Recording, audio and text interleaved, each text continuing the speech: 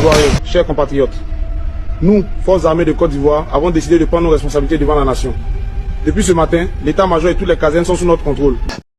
L'heure est grave. S'il vous plaît, appelez tous les Ivoiriens. L'heure est grave. Les informations que je vais vous donner maintenant ne sont pas du tout bonnes. Vous apprenez actuellement, il y a beaucoup d'informations qui circulent en disant qu'actuellement, il y a un coup d'État en Côte d'Ivoire. Le vent de la liberté! Le vent de la liberté souffle. Il souffle, il souffle, il souffle encore. Chers camarades peu d'Afrique. On n'a pas encore les raisons, toutes les raisons. On n'a pas encore le nom de l'homme fort. On n'a pas encore le nom, chers camarades peu d'Afrique, du commando qui a opéré cet exploit. La Côte d'Ivoire a basculé. Quelque chose s'est produit. Quelque chose de grave. Quelque chose qui a rompu l'équilibre fragile d'un pays déjà sous pression. Les certitudes ont vacillé, les repères se sont effondrés, et une onde de choc a traversé le pays. Des tirs.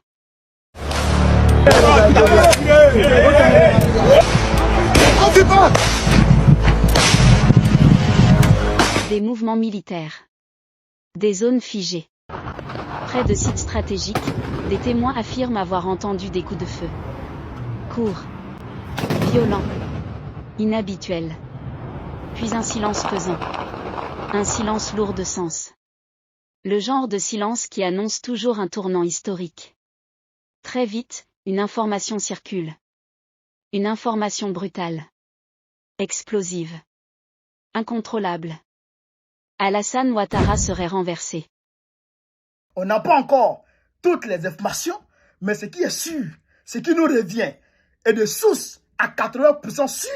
Je répète, source à 80% sûr.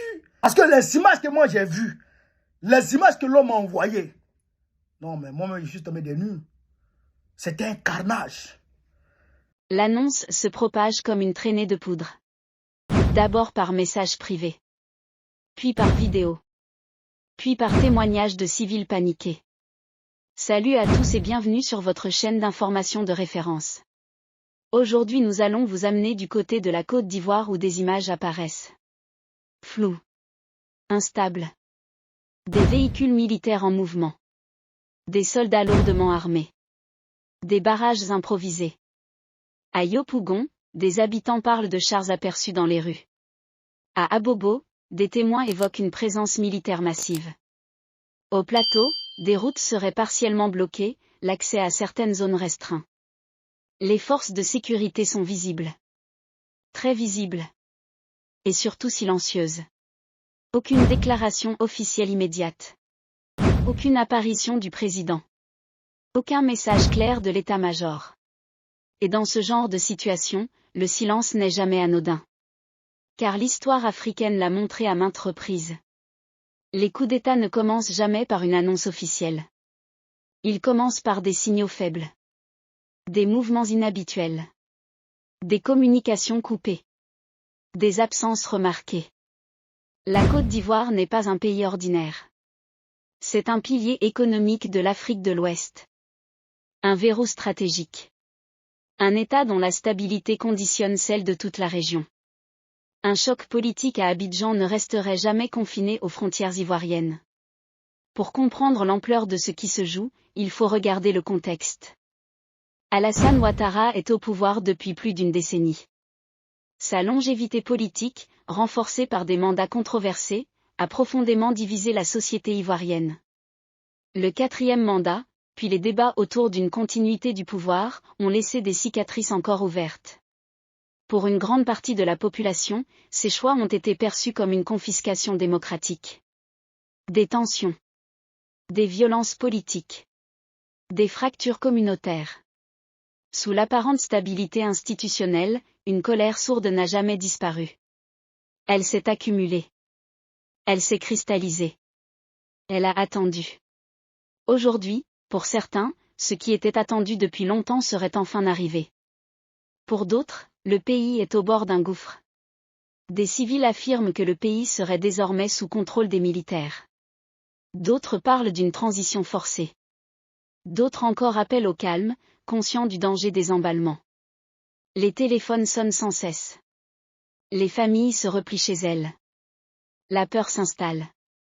Les souvenirs des crises passées ressurgissent brutalement. 2002, 2010, 2011. Chaque Ivoirien sait ce que signifient les bruits de bottes dans un contexte politique tendu. Sur les réseaux sociaux, le mot « coup d'État » devient viral. Les vidéos circulent plus vite que les faits vérifiés. Les émotions prennent le dessus sur l'analyse. Pendant ce temps, le pouvoir officiel tarde à parler. Ce retard nourrit toutes les hypothèses. Car lorsqu'un chef d'État est pleinement en contrôle, il rassure. Il s'adresse à la nation. Il impose le calme. Mais lorsque l'absence s'installe, le doute devient légitime. Des analystes évoquent des tensions internes au sein des forces armées. Des lignes de fracture. Des loyautés incertaines. D'autres évoquent un phénomène régional plus large. L'Afrique de l'Ouest traverse une phase de recomposition brutale. Les régimes de longue durée sont contestés. Les armées s'affirment comme acteurs politiques. Les peuples observent. Dans ce contexte, la Côte d'Ivoire ne peut rester à l'écart. Mais à ce stade, une clarification essentielle s'impose. Malgré la gravité des témoignages, malgré les images troublantes, malgré les mouvements militaires signalés, aucune confirmation officielle n'a encore établi de manière formelle que le président Alassane Ouattara a été renversé. Ce que nous voyons, c'est un pays plongé dans une tension extrême. Un pays suspendu à la parole des autorités.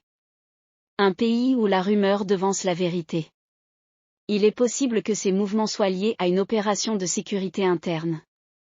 Il est possible que les tirs signalés aient une autre origine. Il est possible que le pouvoir soit toujours en place. Mais il est également possible que la Côte d'Ivoire vive l'un des moments les plus décisifs de son histoire récente. Les prochaines heures seront déterminantes. Chaque déclaration comptera. Chaque silence pèsera lourd. Une chose est sûre. Après ce qui vient de se produire, la Côte d'Ivoire n'est plus dans une situation ordinaire. La vérité finira par émerger.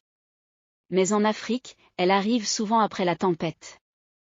Nous vous invitons à partager vos opinions dans les commentaires. Si vous avez apprécié, n'hésitez pas à le liker et à le transmettre à vos proches. Pensez également à vous abonner et activer la cloche de notification pour ne rien manquer de nos prochaines vidéos. Votre soutien est essentiel et nous vous en sommes très reconnaissants.